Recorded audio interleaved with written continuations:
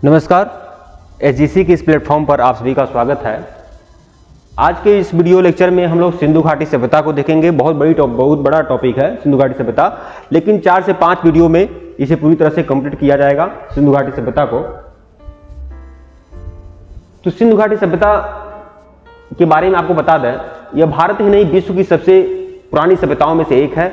और सबसे बड़ी विशेषता सिंधु घाटी सभ्यता की यह है कि यह एक नगरीय सभ्यता है। यह एक नगरीय सभ्यता है। तो सिंधु घाटी सभ्यता के कुछ महत्वपूर्ण तथ्यों को क्लियर करते हैं कि सिंधु घाटी सभ्यता को हड़प्पा सभ्यता भी कहते हैं। सिंधु घाटी सभ्यता को हड़प्पा सभ्यता भी कहते हैं और सिंधु घाटी सभ्यता भी कहते हैं। अच्छा, इसे हड़प्पा सभ्यता क्यों कहते हैं? क्योंकि सिंधु घाटी सभ्यता का जो पहला अवशेष प्राप्त हुआ है वह हड़प्पा से प्राप्त हुआ है। वैसे सिंधु घाटी सभ्यता के बहुत सारे अवशेष प्राप्त हुए हैं और अलग अलग स्थानों से प्राप्त हुए हैं। कोई हड़प्पा से प्राप्त हुआ है, कोई अवशेष कोई मोहनजोदड़ो से प्राप्त हुआ है, कोई कालीबंगा से, रोपड़ से, धौलावीरा से, सुरकोटदा से, चन्हूदड़ो से, तरह तरह जगह पर इस सिंधु घाटी सभ्यता के अवशेष प्राप्त हुए हैं। लेकिन सिंधु घाटी सभ्यता का जो पहला अवशेष प्राप्त हुआ है वह हड़प्पा से प्राप्त हुआ है, इसीलिए इस सभ्यता को हड़प्पा सभ्यता भी कहा जाता है। तो यह जानना। कार्बन डेटिंग पद्धति, कार्बन डेटिंग एक विधि है जिससे किसी कालखंड का, किसी वस्तु का कोई वस्तु या कोई चीज कितनी पुरानी है उसका आकलन किया जाता है। तो कार्बन डेटिंग पद्धति के द्वारा यह जानकारी मिली कि सिंधु घाटी सभ्यता जो है लगभग 2500 से 1750 ईसा पूर्व, मतलब कि 2500 ईसा पूर्व से लेकर 1750 ईसा पूर्व के मध्य सिंधु घाटी सभ्यता उन्नत अवस्था में था। यह उन्नति की अवस्था है। कुछ लोग इसे मान लेते हैं कि सभ्यता इतने ही समय तक थी। ऐसा नहीं है।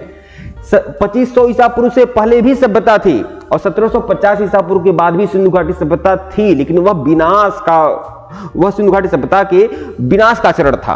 तो यह जान लें कि सिंधु घाटी सभ्यता की जो उन्नत अवस्था में थी वह 2500 ईसा पूर्व से लेकर 1750 ईसा पूर्व के बीच माना जाता है कार्बन डेटिंग पद्धति के द्वारा। हड़प्पा सभ्यता को भारत ही नहीं विश्व की पहली नगरीय क्रांति माना जाता है और विशेष रूप से भारतीय उपमहाद्वीप की पहली नगरीय क्रांति माना जाता है सिंधु घाटी सभ्यता को। अच्छा, सिंधु घाटी सभ्यता को अगर पहली नगरीय क्रांति माना जा रहा है तो पहली नगरीय क्रांति अगर सिंधु घाटी सभ्यता है तो दूसरी नगरीय क्रांति क्या हो सकती है, तीसरी नगरीय क्रांति क्या हो सकती है? तो सिंधु घाटी सभ्यता जो है पहली नगरीय क्रांति इसे माना जाता है। दूसरी नगरीय क्रांति महाजनपद काल को दूसरी नगरीय क्रांति माना जाता है भारतीय उपमहाद्वीप का। और तीसरी नगरीय क्रांति क्या है?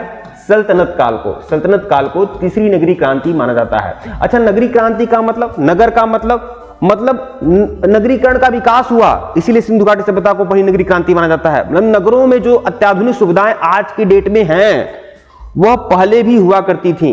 वैसे ही उन्नत अवस्था में लंबी चौड़ी सड़कें होती थी, सड़कों के आसपास नालियां होती थी, घरों में कुएं होते थे, घरों में सीढ़ियां होती थी, घर जो होते थे 2-2, 3-3 मंजिले के होते थे। तो वह अत्याधुनिक सुविधाएं जो आज के परिवेश में सबके लिए, यहां तक कि शौचालय भी सिंधु घाटी सभ्यता में होता था। तो अत्याधुनिक सुविधाओं के होने के कारण सिंधु घाटी सभ्यता को नगरीय क्रांति माना जाता है और यह पहली नगरीय क्रांति थी भारतीय उपमहाद्वीप का। यह गर्व करने का विषय है। तो सिंधु घाटी सभ्यता पहली नगरीय क्रांति थी, दूसरी नगरीय क्रांति महाजनपद काल, तीसरी नगरीय क्रांति सल्तनत काल। हालांकि यह बताना जरूरी नहीं है, लेकिन जब पहली नगरीय क्रांति का जिक्र हो गया तो दूसरी और तीसरी नगरीय क्रांति भी आपको स्पष्ट होना चाहिए।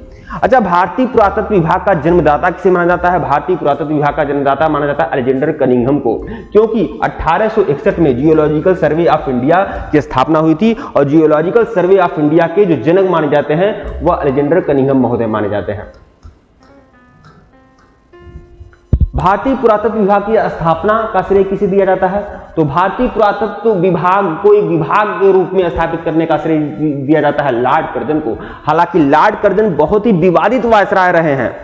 जितने भी वायसराय रहे हैं लॉर्ड कैनिंग से लेकर लॉर्ड माउंटबेटन के मध्य, जितने भी वायसराय रहे हैं आधुनिक भारतीय इतिहास में, बहुत ही विवादित वायसराय रहे हैं लॉर्ड कर्जन। इन्होंने बहुत सारे विवादित निर्णय लिए हैं। हाँ, गोपाल कृष्ण गोखले जो महात्मा गांधी के राजनीतिक गुरु माने जाते हैं, उन्होंने लॉर्ड कर्जन की तुलना औरंगजेब तक से कर दी थी। लॉर्ड कर्जन के पास बहुत सारे नकारात्मक दृष्टिकोण था लॉर्ड कर्जन का, लेकिन बहुत सारे तथ्यों के लिए। लेकिन लॉर्ड कर्जन के अंदर एक बहुत बड़ी खासियत थी कि उसने बहुत सारे सुधार कार्य किए, बहुत सारे अत्याधुनिक सुविधा जो लोगों को प्रोवाइड हो सकती थी वह सब प्रोवाइड उन्होंने किया। और सबसे बड़ा कार्य उन्होंने भारतीय इतिहास की दृष्टि से देखा तो भारतीय पुरातत्व विभाग की स्थापना का श्रेय लॉर्ड कर्जन को दिया जाता है। हड़प्पा सभ्यता कांस्य युगीन सभ्यता थी, कांस्य युगीन सभ्यता थी हड़प्पा सभ्यता। अच्छा, कांस्य युगीन का मतलब, कांसा जो है, कांसा एक धातु है जो तांबा और टीन के मिश्रण से बनाया जाता है। कांसा एक धातु है जो तांबा और टीन के मिश्रण से बनाया जाता है।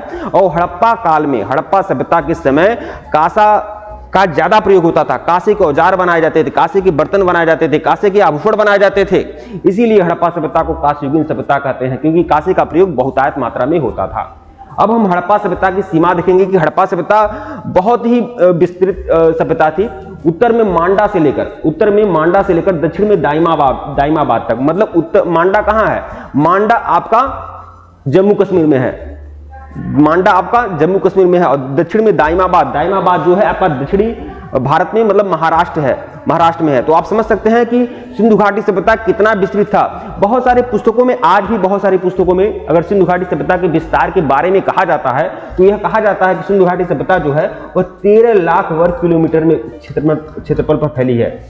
मतलब पुस्तकों में, क्योंकि पुस्तक जो है अपडेट हो नहीं रहे हैं, वही 13 लाख वर्ग किलोमीटर, 14 लाख वर्ग किलोमीटर में सिंधु घाटी सभ्यता विस्तृत है। यही पुस्तकों में छापा गया है, प्रकाशित करवाया गया, बच्चे पढ़ते हैं, बच्चे भी वही पढ़ते हैं और वही याद जाकर लिखते हैं। लेकिन आपको पता होना चाहिए कि सिंधु घाटी सभ्यता के लगातार विस्तार हो रहा है। मतलब जैसे जैसे सिंधु घाटी सभ्यता के नए नए क्षेत्र मिलते जा रहे हैं, सिंधु घाटी सभ्यता और विस्तृत होती जा रही है। लेकिन आधुनिक समय में अगर आपके मध्य यह प्रश्न उठता है या आपको लिखना है या आपको समझना है तो जान लें, सिंधु घाटी सभ्यता का जो विस्तार है वह 13 लाख वर्ग किलोमीटर नहीं है, जो आमतौर पर हर प्रतिष्ठित पब्लिकेशन की पुस्तकों में यह छपा हुआ है, प्रकाशित हुआ है कि 13 लाख वर्ग किलोमीटर सिंधु घाटी सभ्यता का विस्तार है। यह बात जान लें, सिंधु घाटी सभ्यता का जो विस्तार है वह 20 लाख वर्ग किलोमीटर के क्षेत्रफल पर है। 20 लाख वर्ग किलोमीटर के क्षेत्रफल पर फैला हुआ है सिंधु घाटी सभ्यता। तो यह बात आप जान लें। तो उत्तर में मांडा से लेकर दक्षिण में दाइमाबाद तक सिंधु घाटी सभ्यता का विस्तार था। उत्तर में मांडा जो है जम्मू कश्मीर में है, दाइमाबाद जो है महाराष्ट्र में है।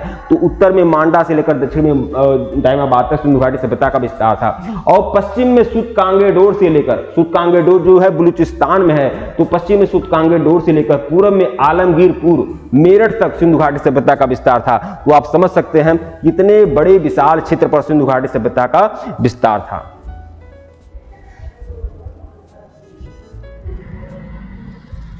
अब हम नदियों के किनारे बसे हड़प्पाकालीन नगर देखेंगे। जैसा कि हमने बताया कि सिंधु घाटी सभ्यता का जो पहला खोज हुआ था वह हड़प्पा नामक स्थान पर सिंधु घाटी सभ्यता के कुछ अवशेष मिले थे, इसीलिए सिंधु घाटी सभ्यता को हम हड़प्पा सभ्यता का नाम भी देते हैं। तो सिंधु घाटी सभ्यता का जो स्थल था हड़प्पा, बहुत ही बहुचर्चित स्थल रहा है। तो सिंधु घाटी सभ्यता का जो स्थल है हड़प्पा, वह किस नदी के किनारे है? एक बात और आप लोग को बता दें, विश्व में पुरानी सभ्यता, पुराने नगर या इस समय आधुनिक जो भी नगर हैं, बड़े बड़े नगर हैं, जो भी आपका नगर या महानगर आप देख रहे हैं, आप अपने प्रदेश उत्तर प्रदेश को ही देख लीजिए, जितने भी नगर हैं, चाहे आपका लखनऊ हो, प्रयागराज हो, लखनऊ, प्रयागराज, बनारस, जो भी बड़े बड़े नगर हैं, किसी न किसी नदी के किनारे विकसित हैं। तो सिंधु घाटी सभ्यता के ये जितने भी नगर हैं किसी न किसी नदी के किनारे विकसित हैं। क्योंकि नदियों किनारे सिंधु घाटी सभ्यता के नगर क्यों पाए गए?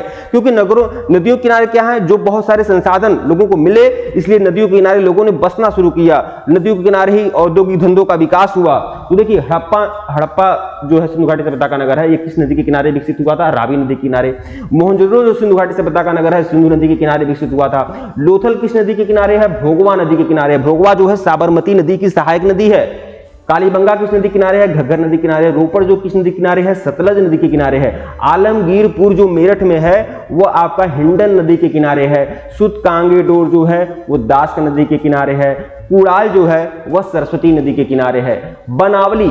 बनवाली जो है, यह नगर जो है वह सरस्वती नदी के किनारे यह भी है। चनहुदड़ो जो है वह सिंधु नदी के किनारे है। तो सिंधु घाटी सभ्यता के ये बड़े बड़े नगर किस नदी के किनारे पाए गए हैं, इसको भी आपको स्पष्ट रूप से समझ लेना चाहिए।